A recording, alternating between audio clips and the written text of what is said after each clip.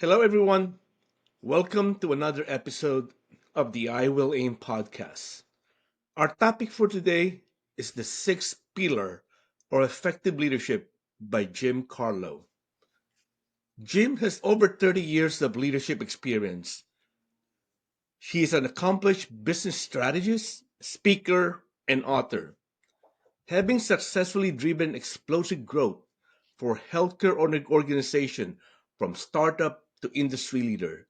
Jim is a trusted expert in building high-performing team, revitalizing underperforming business, and guiding organization through transformational change.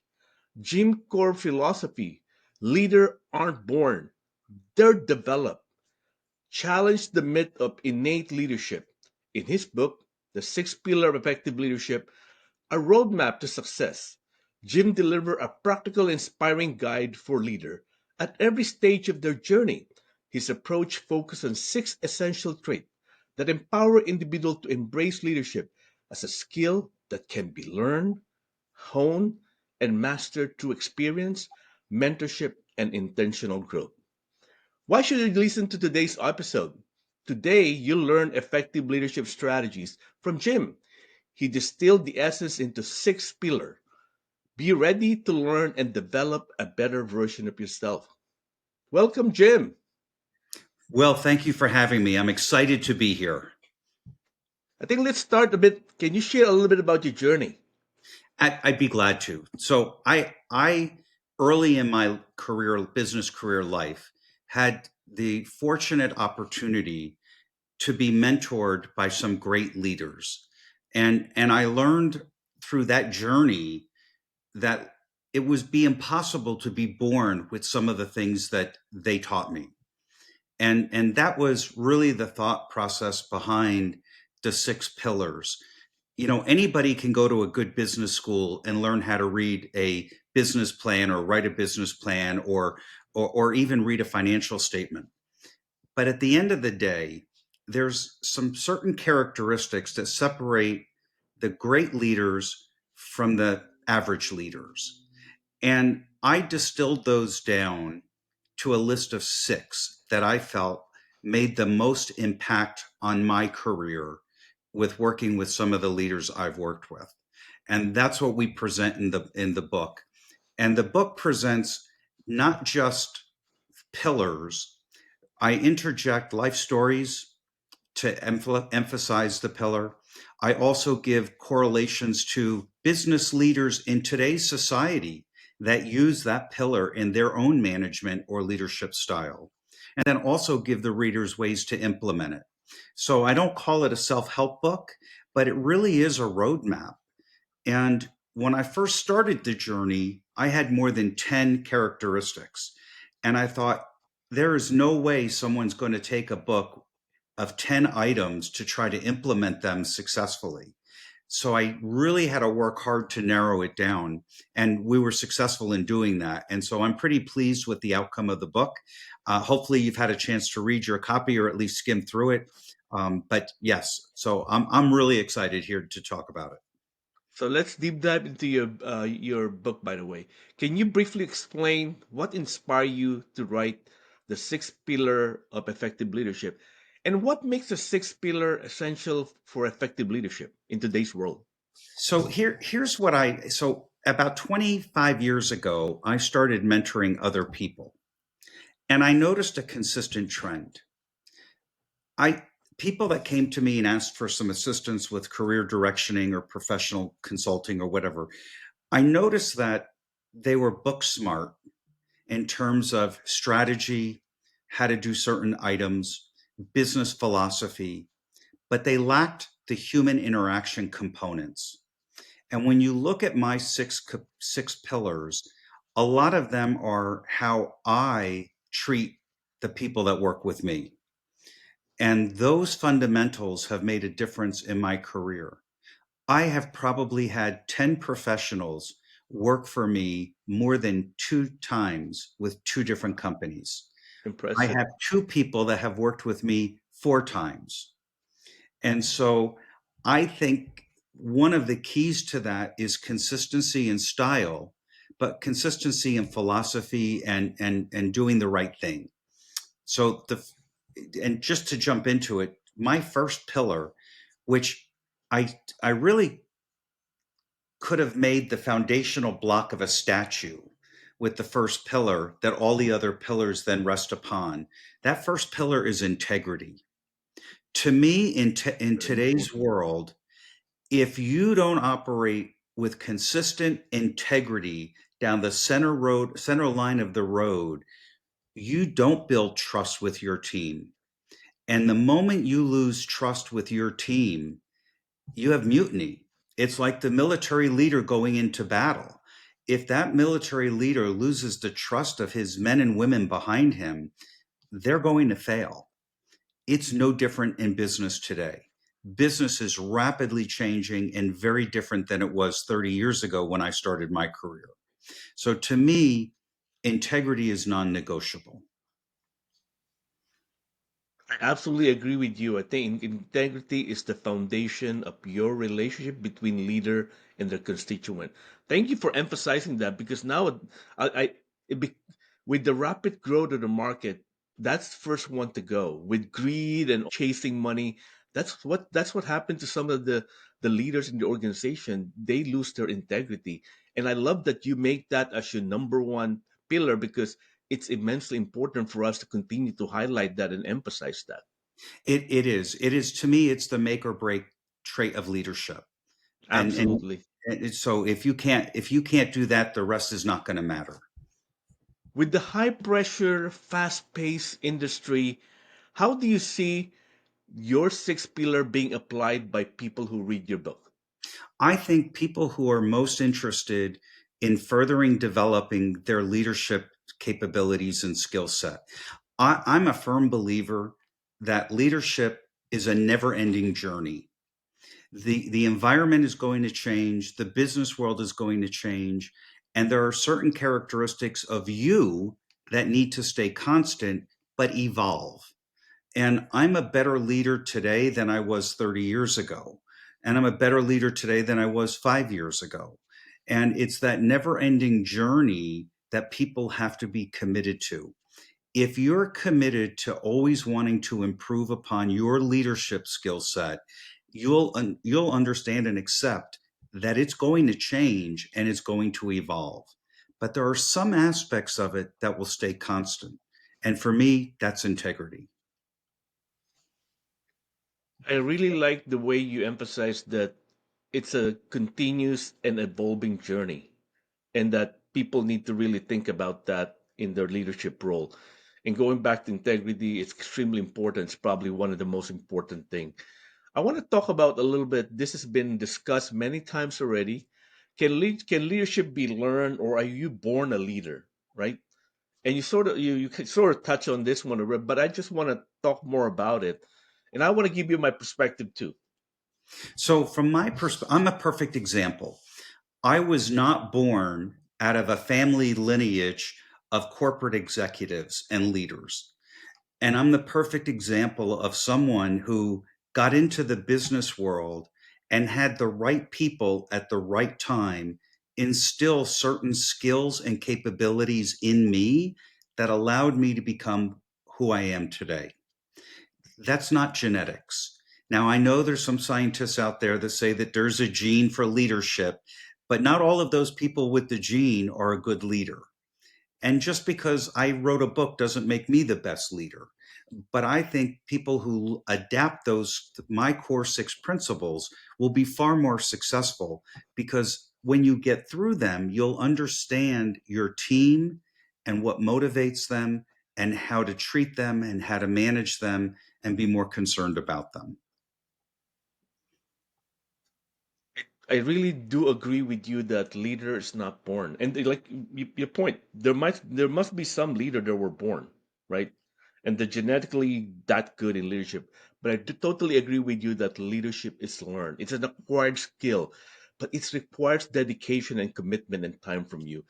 And what I really like about what you're talking about is leaving that experience. And even like you said, yes, you wrote a leadership book. You might not be the best leader, but you have applied your life experience and distilled it into a book that other people, the next generation, could read and learn from. And to me, that is leadership. That's his servant leadership. So thank I, you for doing that. I would agree. Thank you for that. Thank you for that. You had a unique opportunity to work with Ross Perot. Can you share your experience working with him and how it shaped your view on leadership? One of the core principles that I learned from Mr. Perot was you have to have empathy and compassion for your employees. He had a rule at Perot Systems. If you had an employee or an employee immediate family member who was in a serious health issue, whatever that may be, accident or whatever, he wanted to know about it, and he would arrange for the best doctors to care for that person, regardless of where they were in the country. And not only did he take care of the patient, he personally took care of the family. And as a leader, we had an obligation to go above and beyond. I had the opportunity at one point, I had a young man who at the time was about 28 who needed a heart valve replacement. And he was located in San Francisco. Mr. Perot wanted him to come to Dallas for the surgery and was prepared to fly the entire family to Dallas, be put up in a hotel, and be taken care of. He just felt more comfortable with the open heart surgery being done here at the time. Now they do it a lot more fancier than then. Then they just ripped you open. The family decided to stay in San Francisco, which I respected. It was close to home. My job was to arrange to take care of that family. And I called the CEO of the hospital and I said, I need to feed this family 3 times a day. When that young man is in the hospital, they're going to be fed. They don't have to leave the hospital except to sleep at the hotel. CEO said, I'll call you back. He calls me back a day later and says, I can't do it. There's no way to do it. And I said, this isn't that hard. If you can't do it, I'll be bringing caterers in 3 times a day to feed this family. I need a room dedicated to them, a conference room, so that they can have a place to rest and eat. He said, I'll call you back. Calls me back 3 hours later and says, we're going to handle it. I don't know how yet, but we're going to handle it. And I made it clear to him that when he's done, when we're done taking care of this young man, I wanted a bill for that food service. I didn't expect it for free, but it was my obligation to this employee to take care of his family. The young man had successful surgery, was discharged a week later, came back to work. A month or two goes by, and I realize I never got a bill from that CEO. I picked up the phone and I called the CEO. He took my call and I said, Sir, I'm waiting to pay the bill to feed that family that we fed. He said, Mr. Carlough, there's no bill. He said, you taught me a very valuable lesson about compassion for your employees' families. I've never seen that at all in all of my work. There is no bill. You taught me a lesson that I will never forget and that I will follow. That's very impactful, but that is something that was a tradition and something that was always done under Mr. Perot's leadership. That is a truly amazing story. And not only you learned that from Ross and applied it, it has a ripple effect where the CEO, who was initially doesn't want to do it for you, end up doing it, and also not only doing it, but end up learning a lesson for himself, right? And to Correct. me, that's an amazing thing when you do something good and it has a ripple effect. That's just amazing. That's probably one of the best story that I've ever heard of compassion being, shown, demonstrated, uh, in a world stage, because that doesn't happen often anymore, right? So It thank you for doesn't, sharing that story. yeah, it doesn't happen. It doesn't happen often. But it's one of those things that, compassion's important. And I think people confuse compassion with empathy. And those are two very, very different things.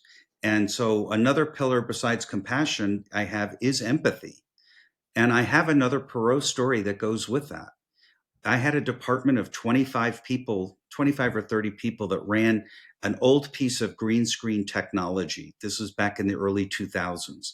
And we were planning to sunset it but we had a number of customers on that platform that we were going to convert to new technology. So I had to go tell this team that their jobs would be going away. And I really wrestled with what I was going to say. So I thought really hard about what I would want to know if my job was going away. And I went to them and I told them that we would be reducing staff as we converted customers. But I committed to them three things. Number one, they will have as much notice as possible. So I will not spring something on them last minute. If I know 4, 6, 8 weeks in advance, they'll know. Number two, if they wanted to learn the new technology, I would make provisions for them to be able to have on the job training so they could transfer over to that new platform. If they didn't want to do that, but wanted to stay with the company, I would personally help them find a new role in the company. I was a fourth one that when I was asked, well, what if I want to leave the company? I said, I will help you in that case as well. Here's what happened. Over a 2-year period, not one person quit before their time was up. Not one. But here's the unexpected thing that happened that I never could have imagined. For those 2 years, that department had the highest employee satisfaction rating in all of Perot Systems. Wow. I never expected that. They knew I had their back. They trusted me. And that's that integrity and trust combination that goes. And I'm still in contact with many of those people today. But I never would have expected people knowing their job's going to go away to be that have the highest level of satisfaction of the entire organization. That's impressive story. And what truly made that story special is your approach in being empathetic to them and giving them option and them embracing and believing in you. And because, like you said, they had the highest performance of satisfaction rating, and that that kudos to you, goes back to you as a leader who served them with empathy. And that's another great example that we could highlight. I've definitely created short clips about it. Thank you for sharing it. So one of the greatest challenges of a leader is building and sustaining a high performing team. How does your pillar helps leaders achieve that? I think through the combination of the pillars, they will develop such a strong bond and relationship. When I think of the relationship that I've had with many of my teams, I think of somebody going off to war and battle and the people wanting to be alongside of that. I think when you're a caring individual, showing compassion and empathy, and you're giving clear and distinct direction and operating with the utmost of integrity, people will latch on to that and people will embrace it and will outperform your expectations. And I've had that countless times in my career. Times when I've come into a role where the company's been underperforming and had to make improvements to make change and then to get it to where it needed to be, getting people who were not motivated, getting people who were resistant to change, and to believe in the pathway that I was creating for them and laying out. So I think today's leader can absolutely benefit by the combination of these pillars and putting them together and learning them over time to be able to develop very passionate, committed, and highly productive teams. Somebody who cares about you or someone that knows you care about them is going to work harder for you so that they don't disappoint you. I think that ultimately is the key, right? They know that you care about them and you're there to actually serve them. Thank you for highlighting how a high performing, how leaders of today could use your six pillar to continue to sustain a high performance. In an era of rapid technological change and cultural shift, how can a leader leverage the six pillar, or maybe which of the pillar could they use and adapt in any given moment?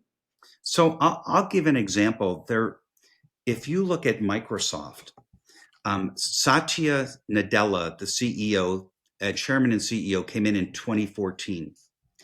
Two of my pillars he uses, now he didn't get them from me. I didn't know him in 2014 or prior, and I don't know him today, but I've read a lot about him. There are two things that are also non negotiable with him: integrity.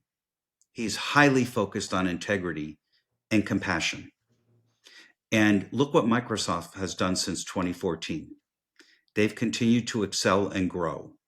And it's under his leadership and the strategies that he put forth that he was able to do that.